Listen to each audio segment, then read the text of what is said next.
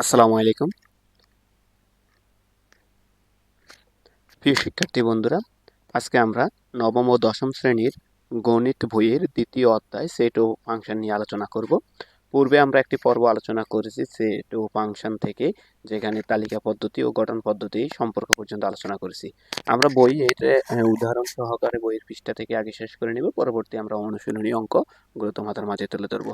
তো চলো আজকে ধারাবাহিকভাবে তারই একটি পর্ব উদাহরণ 3 আমরা দেখে নিব, যেখানে বলা আছে সি ইজ ইকুয়াল টু দ্বিতীয় বন্ধনী এক্স যেন এক্স ধনাত্মক পূর্ণ সংখ্যা এবং x square less than 18 second বন্ধনী ক্লোজ। কারণ আমরা পূর্বে আলোচনা করেছি যে ভিডিওটি, সেই ভিডিও যদি তোমরা না দেখে থাকো তাহলে উপরে আই বাটনে ক্লিক করে দেখে আসতে পারো। সেটটিকে তালিকা পদ্ধতিতে প্রকাশ করো। তো এখানে যেই ধনাত্মক পূর্ণ সংখ্যার কথা বলা হয়েছে, পূর্ণ সংখ্যা আমরা জানি যে সকল ধনাত্মক ও ঋণাত্মক সংখ্যা শূন্য সহ সংখ্যাগুলোকে পূর্ণ সংখ্যা বলা হয়ে থাকে। তো আমাদের এখানে শুধুমাত্র ধনাত্মক কথা বলা হয়েছে, তার মানে আমরা শুধুমাত্র ধনাত্মক পূর্ণ সংখ্যাগুলো সেগুলোই নেব। এখানে ধনাত্মক পূর্ণ সংখ্যা সমূহ হলো 1 2 3 4 5 ইত্যাদি। এভাবে কন্টিনিউ চলতে থাকবে ধনাত্মক পূর্ণ সংখ্যাগুলো, এবং এই সংখ্যাগুলোকে যদি বর্গ করা হয় তাহলে 18 থেকে ছোট হতে হবে। তো আমাদের এই ছিল আমাদের কন্ডিশন, যেখানে গঠন পদ্ধতি দেওয়া আছে, তালিকা পদ্ধতিতে প্রকাশ করতে হবে। তাহলে আমরা শুরু করি। যদি x ইজ ইকুয়াল টু 1 হয়, তাহলে x স্কোয়ার সমান 1 স্কোয়ার সমান 1, কারণ 1কে বর্গ করলে, কিউব করলে অথবা 1 এর উপর সূচক যদি 4 হয় বা 5 হয় তাহলে এর মান 1ই হয়। তাহলে আমরা বলতে পারি x এর মান 1, এবং যেখানে 8 থেকে এটা ছোট। আবার x ইজ ইকুয়াল টু 2 হলে x স্কোয়ার সমান 2 স্কোয়ার, মানে x এর জায়গায় আমরা 2 বসাবো, তাহলে 2 বসালে এখানে মান আসে 4। এই মানটা 18 থেকে ছোট। x ইজ ইকুয়াল টু 3 হলে x স্কোয়ার সমান 3 স্কোয়ার সমান 9, এই মানটা 18 থেকে ছোট। এবং x ইজ ইকুয়াল টু 4 হলে x স্কোয়ার সমান 4 স্কোয়ার সমান 16, যা 18 থেকে ছোট, কারণ আমাদের কন্ডিশনে বলা আছে 18 থেকে ছোট মানগুলো নিতে হবে। এবং x ইজ ইকুয়াল টু 5 হলে x স্কোয়ার সমান 5 স্কোয়ার সমান 25, যা 18 এর চেয়ে বড়। অতএব 25 হলো 18 চেয়ে বড়।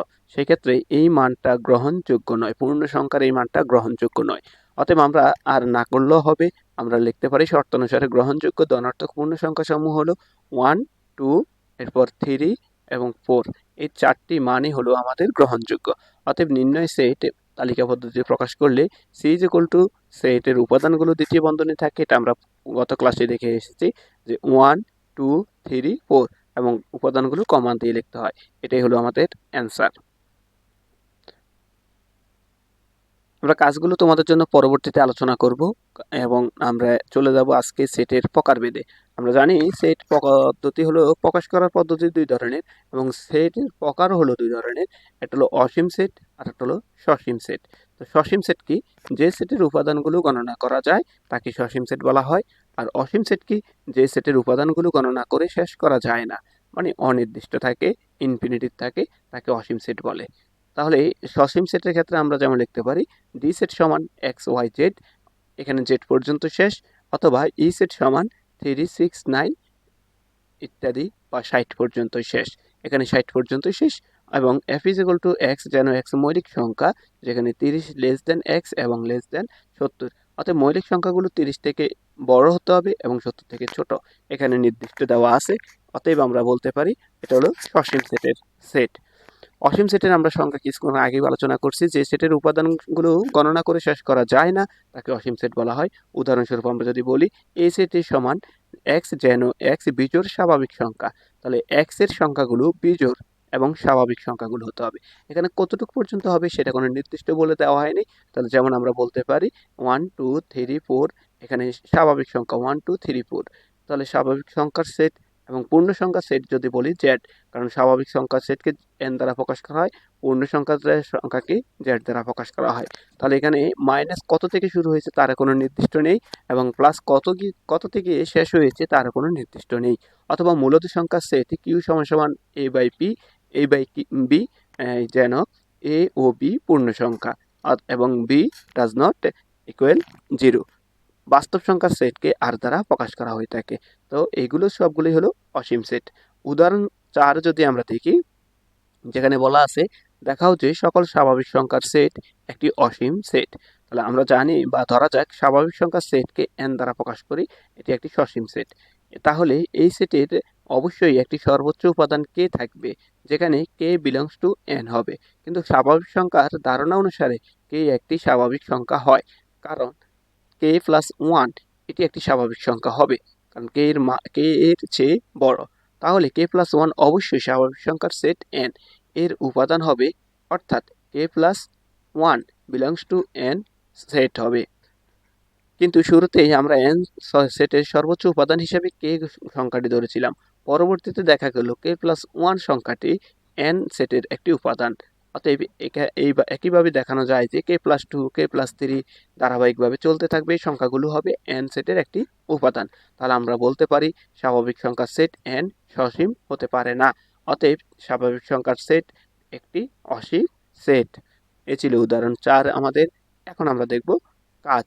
কয়েকটি কাজ এখানে দেওয়া আছে, কাজগুলো অবশ্যই আমরা পরবর্তী অনুশীলনীর সাথে আলোচনা করব। সসীম সেট এবং অসীম সেটের বাইরেও আরেকটি সেট আছে, যাকে পাকা সেট বলা হয়। পাকা সেট কি?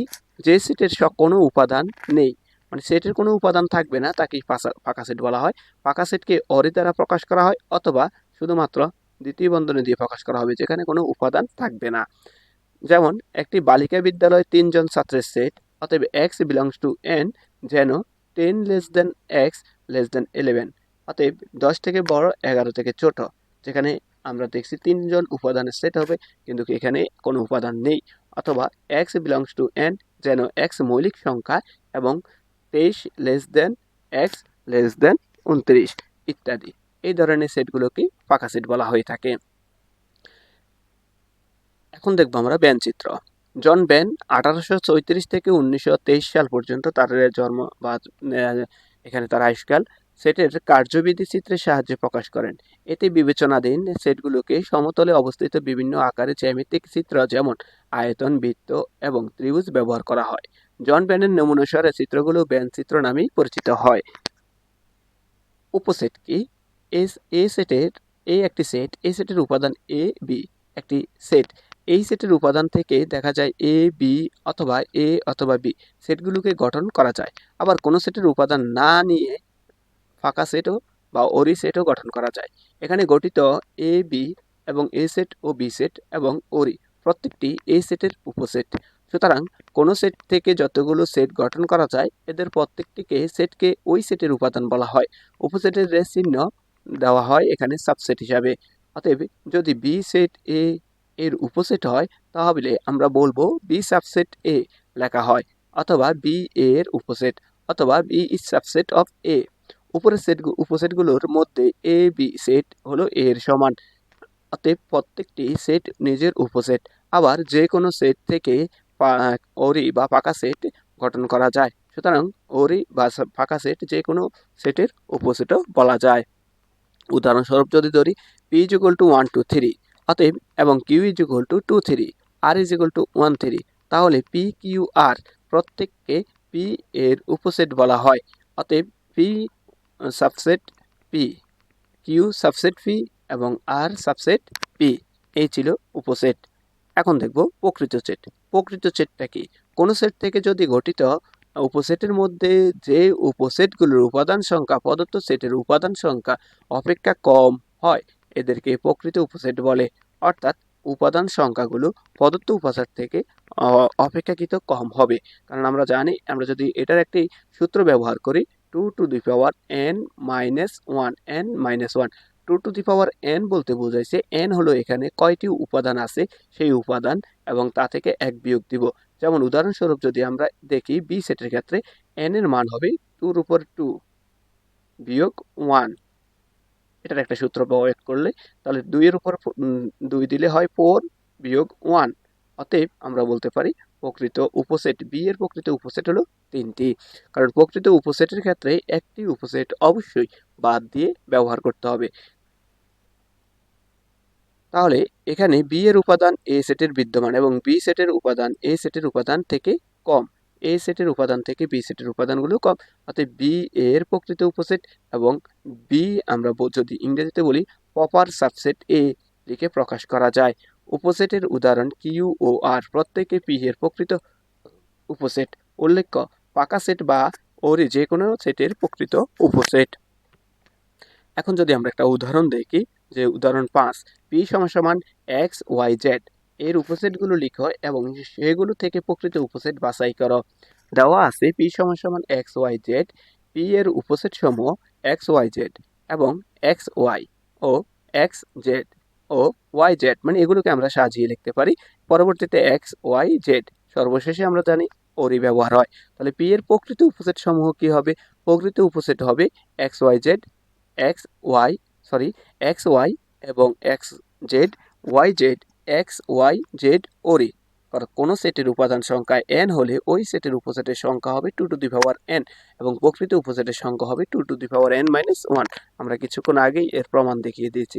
তাহলে এখানে 8টি থাকলে একটি কম হবে, কারণ এই সূত্র অনুসারে প্রকৃত উপসেটের সংখ্যা দেখা যায় 7টি হবে এবং পি এর উপসেট সংখ্যা হবে 8টি। এই ছিল আমাদের উপসেট।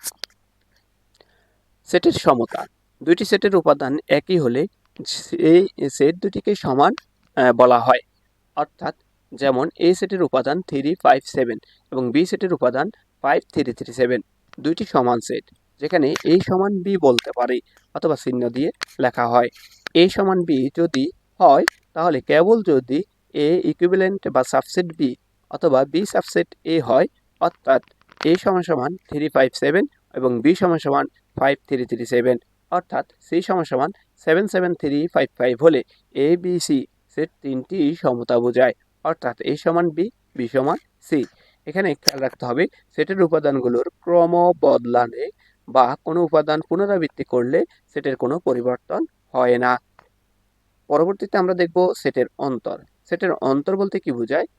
আমরা সরাসরি উদাহরণ যদি দেখি, এ সমান 1, 2, 3, 4, 5 এবং বি সমান 3, 5, তাহলে এ সেট থেকে বি সেটের উপাদানগুলো বাদ দিয়ে সেটটি লেখা হবে। অতএব 1, 2, 4, কারণ 3, 5 বি সেটে দেওয়া আছে, সেই ক্ষেত্রে বি সেটের গুলো বাদ দিতে হবে। তাহলে আমাদের এ সেটের যেই সংখ্যাগুলো থাকবে 1, 2, 3, 1, 2, 4 থাকবে। অতএব আমরা লিখতে পারি এ বাদ বি, এটাকে বাদও বলা হয় অথবা ডিফারেন্স অফ সেট অথবা এ মাইনাস বি, এবং পড়া হয় এ বাদ বি। সেক্ষেত্রে আমরা এ বাদ বি সমান 1, 2, 3, 4, 5 এই সেটের উপাদান লিখব এবং বি বাদ দিয়ে বি সেটের উপাদানগুলো লিখব।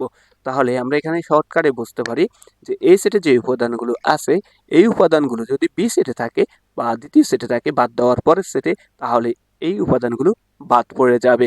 অথবা এই সেটে উপাদানগুলো নাই কিন্তু এই সেটে আগে লিখে পরে বাদ চিহ্ন দিয়ে বি সেটের উপাদান লিখেছি, যেমন এখানে বি সেটের উপাদানগুলো এই সেটে আছে বিদায় বাদ হয়েছে। যদি বি সেটের উপাদান আছে কিন্তু এই সেটের উপাদান নাই, সেক্ষেত্রে বি সেটের উপাদানগুলো বাদ পড়বে। তাহলে আমাদের এখানে যেটা হবে সেটের অন্তর, এখানে 1, 2, 4 হবে সেটের অন্তর।